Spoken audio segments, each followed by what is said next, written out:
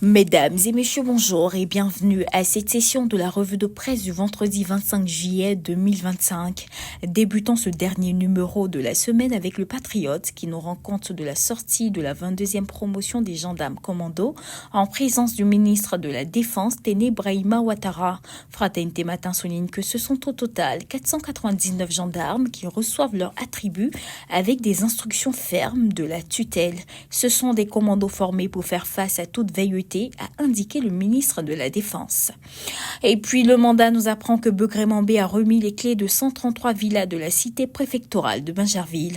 La seule volonté de Ouattara, c'est d'offrir ce qui est bon aux Ivoiriens, a déclaré le Premier ministre.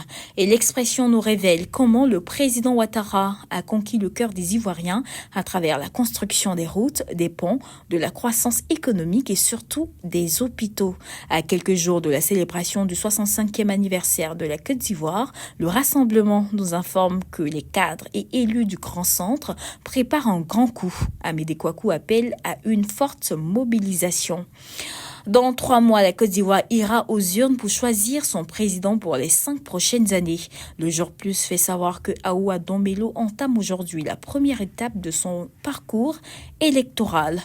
Le Nouveau Réveil écrit que face à l'emprisonnement de ses militants, le PDCI-RDA s'insurge contre ces pratiques qui altèrent l'état de droit. Et puis le Canard déchaîné nous apprend que l'opposition annonce une gigantesque marche pacifique le 2 août prochain pour dire non à l'exclusion de ses leaders. Supersport nous dévoile les 6 scandales qui minent la présidence de Samuel Eto'o à la tête de la FECAFOOT.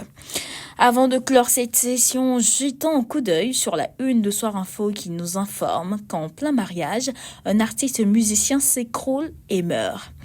Terminons avec le mandat qui nous propose un dossier sur le VIH-Sida en Côte d'Ivoire, indiquant que les jeunes et les femmes payent le lourd tribut. Le quotidien révèle également les communes les plus touchées et les pratiques sexuelles à haut risque. Il est bon d'indiquer que tous les journaux sollicités pour cette revue de presse sont disponibles dans le réseau Edipresse. Mesdames et messieurs, voici ainsi écrasé l'essentiel de l'actualité. Nous vous donnons rendez-vous lundi, même heure, même canal. D'ici là, passez un excellent week-end.